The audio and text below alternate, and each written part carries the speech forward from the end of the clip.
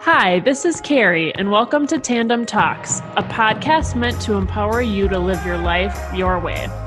And I'm Craig. Join us as we go deeper with entrepreneurs and their journey creating success in business and life. Welcome to Tandem Talks podcast. We're super excited to have Tisha Marie Pelletier all the way down in sunny Arizona today. And she has an extensive background, a lot of things on her plate, a lot of successes that she's been able to actually create under her business, Tisha Marie LLC, which is coaching, mentoring, public speaking internationally. She's an author, she's a podcast host, and she also just started another business, Property with Personality. So she's in the real estate industry as well. And I've actually read her book, which was amazing, and just like a ton of very, very cool storytelling on her adventures in the entrepreneurial space. So she's infectious. She's also got a very neat headline on LinkedIn, which is actually why we connected all together, because I messaged you. I remember it was like, I really like your headline. And you're like, I get that a lot. So it's authentic with a touch of badass. So thank you so much, Tisha, for being on. I really want to dig deep into your journey and just hear kind of how you evolved into where you're at. If you want to give us the cliff notes in terms of, you know, where you started and now what you're up to would be awesome. Sure. Well, thanks so much, Carrie and Craig, for having me on Tandem Talks. And this was actually an opportunity. I know that you had posted on LinkedIn for guests, and people had been tagging me, and I was like, heck yeah, I'd love to be on your show. And that's how we reconnected. But so honored to be here, and thank you for just having me here to share a little bit about my journey.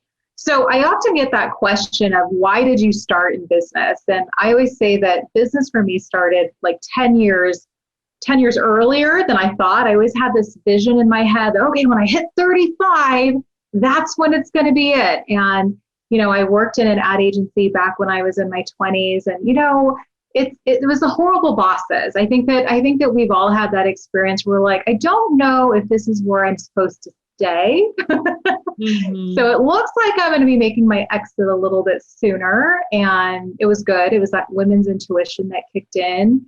And I had an opportunity to go work for another vendor of ours. And it just fell to the wayside. Like I was in tears. I had just gotten married. It was 2004. I thought I had my whole life planned out. I had this opportunity where I could start building a side hustle.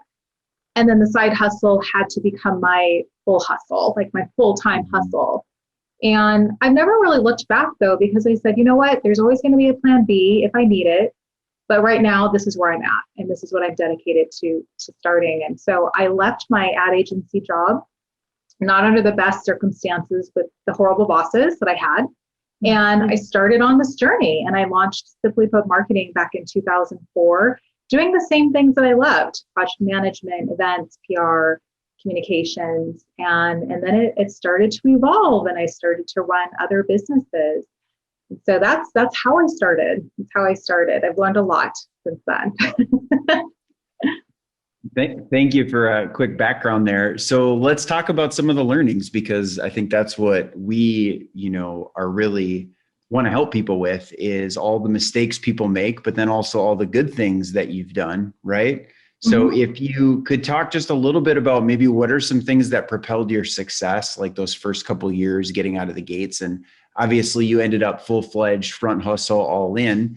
So congrats on that. I guess the other question is then, like, what were maybe some things you wish you would have done differently, right? So a little bit of a stacker or a two-parter there. So what really like drove you or like helped you win? And then also maybe what are some things you would change looking back after, 5, 10, 15 years? Sure. I think that just getting started for me, it was like one of the best things I did was I got involved with our Arizona Small Business Association. I think it's so key that when you decide to become an entrepreneur, that you don't just stay in your office and just hope everything comes to you. Like, you have to get out there. You have to start getting out, networking. I had a mentor that I highly recommend, that when you're starting something, having a mentor, having someone that's 10 steps ahead of you, that can be there to be bouncing ideas off of, or I'm not sure how to do this. And when you become an entrepreneur, you really do. I mean, you guys know you wear a lot of different hats that you're not prepared to wear. from accounting and sales and marketing. And you're like, okay, this is so much. So being able to have the resources in play is what really helped me just get going with it, immerse myself in this and say, okay, I'm an entrepreneur. Like, I own it. We're going to go to it. Like, we're going to get there, and I'm going to be around the people that are doing it. Like, so surrounding yourself with people that are doing it is so key, and just keeping you inspired and keeping you motivated. As far as things that I wish I would have done differently, I mean, Carrie knows I've written books about all my failed attempts and so on. But I will say this, like, there was a post I saw, do you think failure is a positive or a negative thing? And I will always be that person that says it's a positive. You can always learn through your failures. You can learn what to do.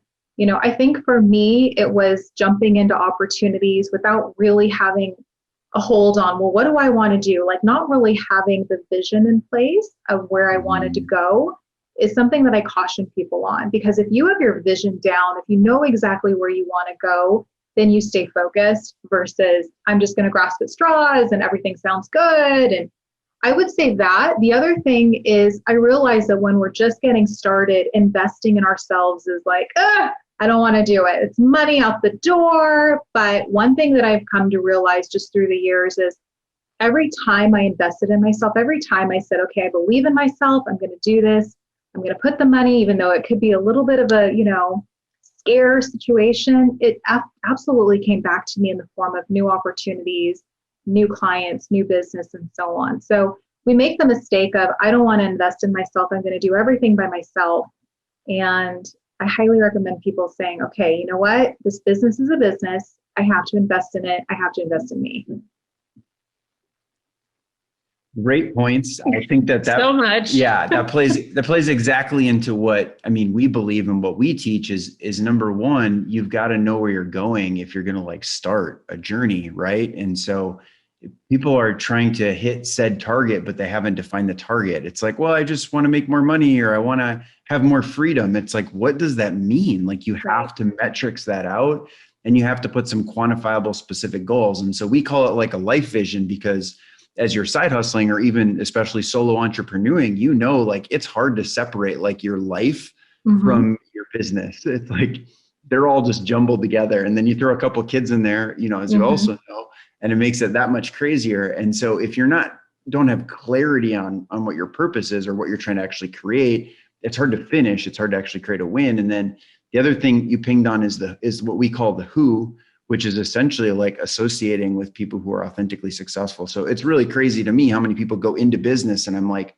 great, who are you dialed into that's already 10 times further along? Who's guiding you? Who's helping you? Who have you talked to? And it's like, well, I talked to this guy for lunch once a couple of months ago. It's like, that sucks. This is like a fail strategy, right?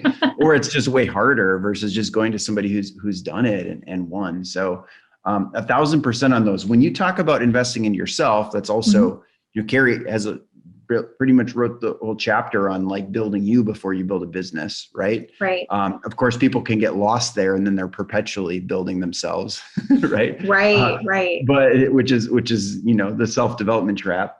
But when you talk about how you invest yourself, how did you do that? How did you choose when or what to invest in as an entrepreneur? Because I think especially now there's so much content and so many opportunities and courses and conferences. There's the self-help, motivational stuff. There's super technical. Where did you go, or how did you sort of maybe prioritize that?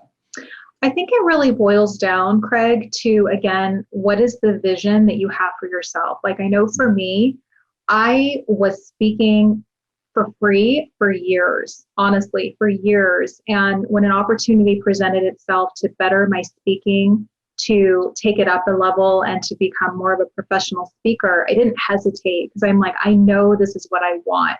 And there was a great question a good friend of mine asked me years ago when I was, you guys have heard the term, Jill of all trades, master of none, jack of all trades. I had so there was another rule of life lesson. There was another mistake. I had a friend tell me that, and I was like, thank you. And he's like, Tisha, that's not a compliment, my dear. You need to focus. So I didn't have the focus. I was grasping at straws going, okay, I hope this sticks. I hope this will work. And so my friend that year asked me this super important question. And she said, all right, I know you like doing more than one thing. If you could be doing two things, what are you doing? What's the happiest that you are when you're doing these things? And I said, just flat out the gate, business mentoring and speaking. And she's like, then stick to those things. Stick to those things. Everything else you can delegate. Everything else you can say, you know what, I'm not going to take that on, because I am definitely how I was that yes girl. You'd come to me, yep, I'm it, I'm the girl, but realizing that something's got to give. And you guys know with kids, what's ultimately giving? You're saying no to your kids to make room for something else. So we talk about investing. I had an opportunity to be in this first class on just upping my speaking and getting that first keynote with the intention of starting the professional speaking journey.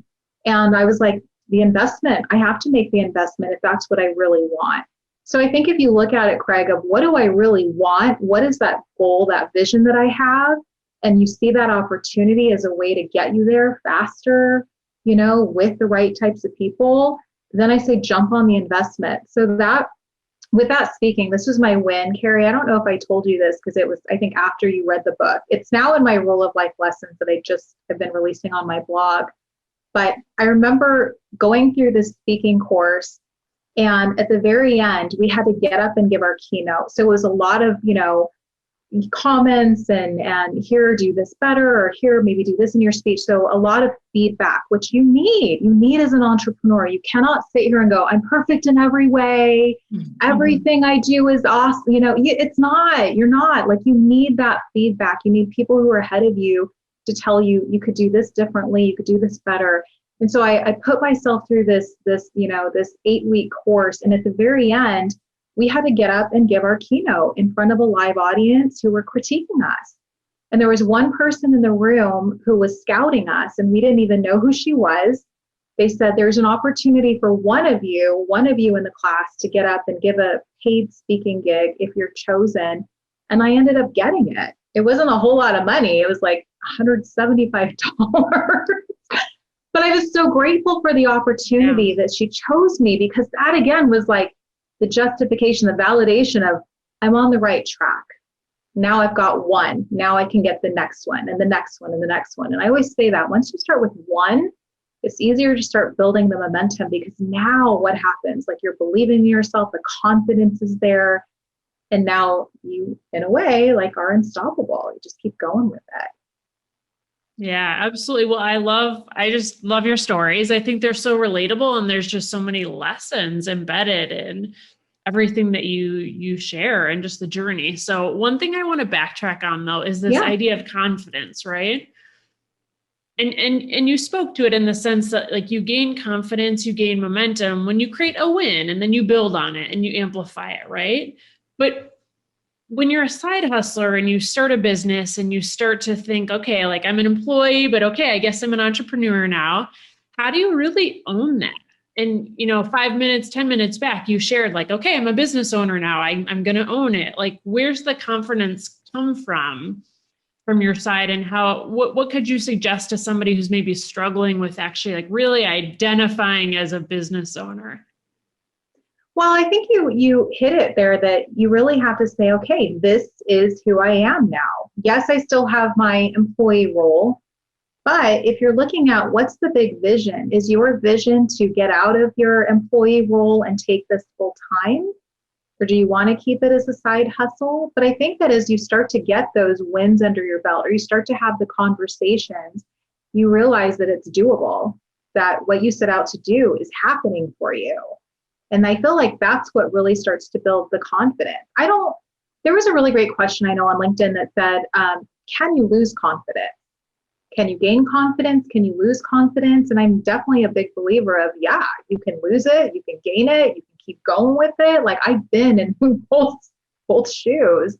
Mm-hmm. And I think getting the confidence is really understanding that, okay, this is who I am. It really comes back to, and this is Craig, I think you were alluding to this, it's really about knowing like who I am, where I'm going, gaining that clarity so that you are making these decisions that, better your life. You're designing your life to what you want. And I feel like that for me has helped me immensely in just growing in confidence too. So if you can look at it as, okay, this is my side hustle, but this is the vision I have, and this is where I see myself, and I have this for me, then you just start getting more excited and you start to build up the momentum and things start to really happen. I feel like that's where the magic starts to happen. Yeah. Yeah, that's so powerful. Well, and do you want to comment on that? Yeah, but go ahead. Well, I wanted to dive into a couple stories from your book. So if you Sure. want to interject before we go there. Yeah. So I think also the challenge for a lot of people is we build up this self-image, right, in a certain way in the corporate world or whatever we've done. And then we go into the entrepreneurial space and we're like, oh, I don't know how to make a post on social media. I don't know my login for TikTok, right? Or, I don't know about accounting. I'm great creative, or I'm a great personality, right? I have a technical skill, but I don't know how to public speak. And so it can really ding the confidence a lot because you realize like, wow, I have to like push myself. And I think one thing we've just discovered and talked a lot about is like not necessarily having faith that you're good at the start, but having faith that you can learn. Absolutely. Right. And so like whatever skill there is, it's like, if I'm willing to just like do the work, I can learn. If my attitude is good, right? And I think that was like the interesting thing for us is we've discovered like, oh, maybe we can be authors. Okay, maybe we can be business. Maybe we can speak to tens of thousands of people a year. When in the beginning, that was like, all of that was like, no way. Yeah, you don't see it quite yet. Yeah, but then back to your point, it's like the incremental steps. And then using that to like build on skill, whereas not labeling ourselves as a failure just because we didn't get it on the first try. It's like you don't get anything right on the first try. I mean, very little, right? Yeah. Unless you're just a total prodigy or something. It's like, and even then people still fail as entrepreneurs, right? Yeah. So I remember sharing the story of, actually I have it in my keynote that I gave on the epic fail. And I talked about when I was younger, getting up on a stage, and I was probably in junior high, and I couldn't remember anything I was supposed to say. I had this whole speech memorized. I practiced. I got up there. I get in front of the class, and it's just all wiped out. I'm trying to jog my memory. Nothing is happening. And I said, but I didn't give up. Like, I didn't sit there and go, well, that's it for the speaking world. Like, I don't think I'm ever going to do this. I looked at it as the challenge. All right, get back up, do it again. Get back up, do it again. And you see that you progressively get better if you keep learning, if you keep surrounding yourself with the right people, and you keep going with it. Mm-hmm. Yeah, amen to that. Absolutely. That's been my life story. I think it's all our life stories. Yeah. If we're willing to get back up, right? Otherwise it's I've found for myself, even it's easy to get into those like jaded like experiences, right? Like, oh, I'm not a morning person, or like whatever other like ruts we've been conditioning ourselves on. And it's like, you have to push through that. So, Right. Yeah. Go ahead. We had some stories to talk about. Yeah. Well, no, in terms of your book, Tisha, I think the couple themes that I had really pulled from that is just a total badass level of persistency. Like you don't take no for an answer. And I love that. But then this other element we referenced earlier is networking and just like getting connected to the right people and making that a real skill that you develop and a real priority in terms of, I'm a business owner. It's like so much more about who I know versus just what, or just the technical. So do you have any fun stories just about like the perseverance muscle and kind of fumbling or fighting through to get the win? Yeah. So I have a story that's just in the back of my head right now. And I believe I shared it in the book too. So you're probably familiar with like the business journals. They do these 40 under 40, or there's a lot of different contests out there. And I decided a couple of years ago, I was like, I'm going to get this. It's 40 under 40. I wasn't quite 40 yet. I applied, and we were all invited to this dinner or this networking event. And, I didn't realize it, but it didn't have to be entrepreneurs. It was like anybody who's 40, under 40 could apply for this. And I think that there's definitely some play of, if you advertise with the Business Journal, you probably get a little bit more play. I think that's how that usually works. So I'm at this networking event, and I'm like, well, I could network with all the 40 under 40 applicants, or it could actually go and meet the people, like meet the people at the Business Journal. And I ended up sitting at a table with the publisher at the time and the editor-in-chief at the time, and just striking up a conversation, just being me, just talking, just asking them about like what's going on with the paper and so forth, and just having an honest, genuine conversation. And at the end, the editor-in-chief said, you know what?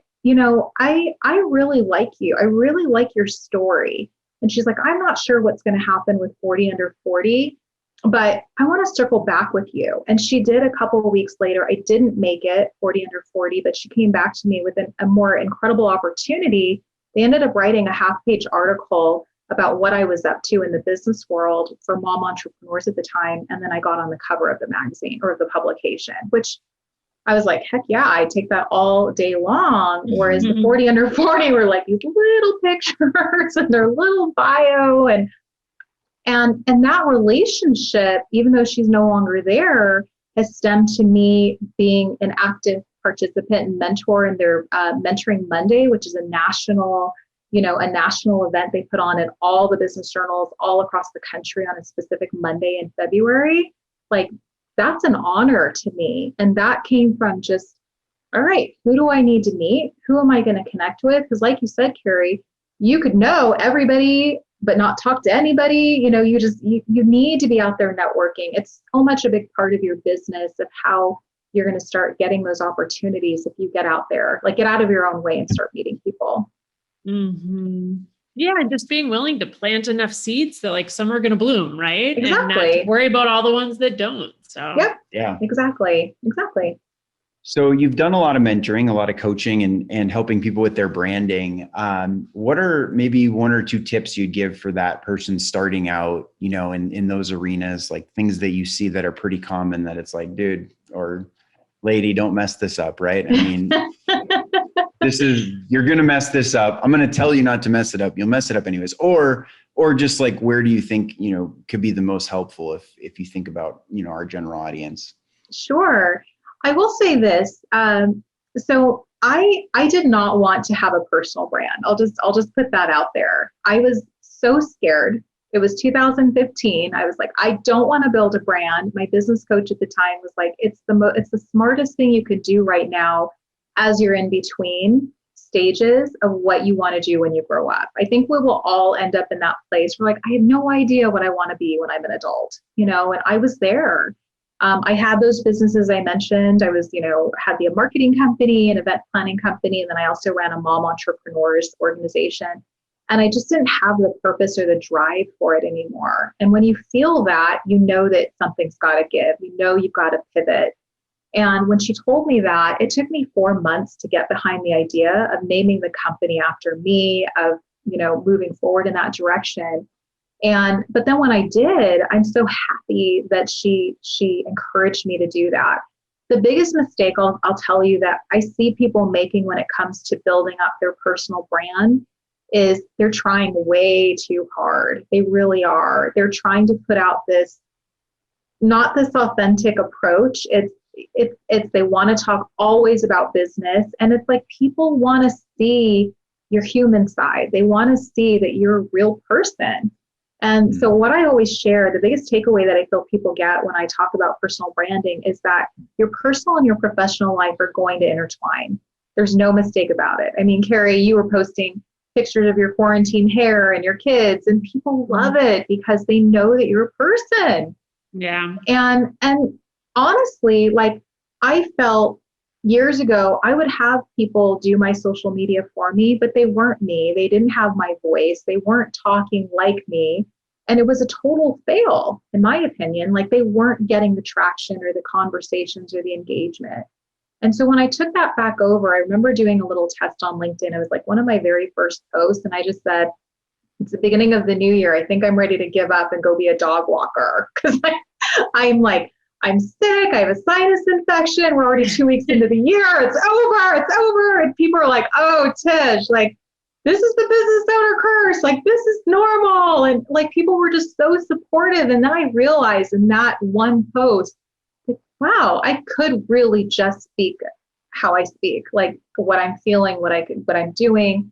I could really just let that authenticity shine. And honestly, Carrie, that's how that authentic with a touch of badass was born, because people started seeing that. And then they one lady saw me speak at an event and was like, every time I see you, that's you, always. And it just became such a big part of who I am. So I would tell people that really try to intertwine both, talk about your personal, maybe talk a little bit about your professional, because we know this, people gravitate toward you because they like you. They like what you're posting. They like the content. And then the conversation goes, and how do you serve others? Like, how do you help me? So then it's just the conversation becomes that much more meaningful versus here's what I have, here's what I'm selling. You can buy it here, book Calendly with me. Right. Yeah. Well, and we all have a personal brand. Like we absolutely have a personal brand in our job or with our family. Like we have a personal brand with everyone we interact with. And so it's just about, are you going to share that as you build a business as well? And I mean, I can see how in some cases, or if you have a big corporation, you don't want to be the personal brand of the corporation. But if you're solopreneuing, I mean, I think it's the best way to go. And the asset goes with you everywhere, right? Like your brand, doesn't matter if you leave a company or you get a new job or you switch careers, like your brand is still your brand and you can bring it with you. We talk about that being like one of the first assets that people should be building is just like that as an asset, and think of it that way. And it evolves. That's the best part too. Absolutely. It doesn't have to be this like stagnant thing. We grow and so does our brand. Yeah. Right. 100%. It's a great way to look at it. I had a guest on a podcast. He was a branding expert out of San Diego. And we were talking about people that say they don't have a brand. And he's like, Tisha, that's really not true. Every single one of us is a brand. The people that you see really crushing it out there and making a difference out there and getting the opportunities are people that are invested in nurturing their brand. That's the big secret. If you're not going to nurture your brand, then you're just like everybody else. And I don't know. I mean, you know this about me, Carrie. Like I refuse to be like everyone else. You refuse to be like everyone else. That's your brand. Yeah. Well, and it makes you more memorable too. We talk about don't be forgettable. Yeah. Right? I think a lot of people are, right? I mean, I'm guilty of that at times too. And it's just like, wow, that was very unoriginal. And I was so nervous or in our head that then we can't actually be who we really are, who we want to be. Such an important thing to tap into. I heard a really important message the other day from my coach that said, there's 2 reasons why people fail. Not enough people know about you or people forget about you.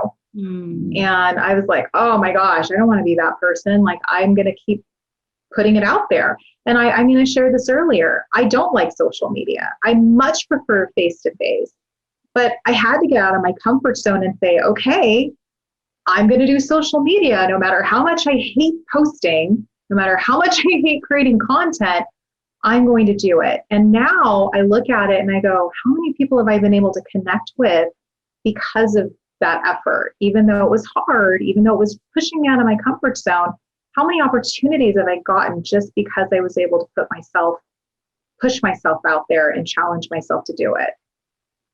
Yeah. Well, and I just feel like social media is a subwoofer. If you're doing it well, it's like a subwoofer on your message. And we talk about broadcasting what you believe in so the right people can find you. And quite frankly, like, I don't know, unless I was out and about and met you in a coffee shop in Arizona, like we wouldn't have met likely if it weren't for you broadcasting your authentic self and your message. So I think it can be used as such a beautiful tool. But it's a lot harder to do it when you're trying to be someone else. And I think people do that a lot. They like make it so much more difficult than just like be yourself and be original and stand out. Right? Exactly. It's simple, right? It's a lot more fun that way too, for sure. Yeah. So thank you for being with us today. One of our main themes is to get people closer to what matters most in their life, right? And have people really focused and dialed in on that. And I mean, I think you touched on so many things that absolutely do that. And especially just like that, just at the end here, like that level of authenticity, go out and be yourself. And like, man, how much more fun has it been for you to put badass in your title? And like, that has probably given you more leverage than like hiring virtual assistants and like, making a bunch of posts. It's like just you being you. And so thanks for doing that. Thanks for living it, not just preaching it, and appreciate you being on. Yeah. Thanks so Tish, much. What's the best way for people to actually find you and access you? I know you're on LinkedIn, but where else can people find your content and your podcast and your book?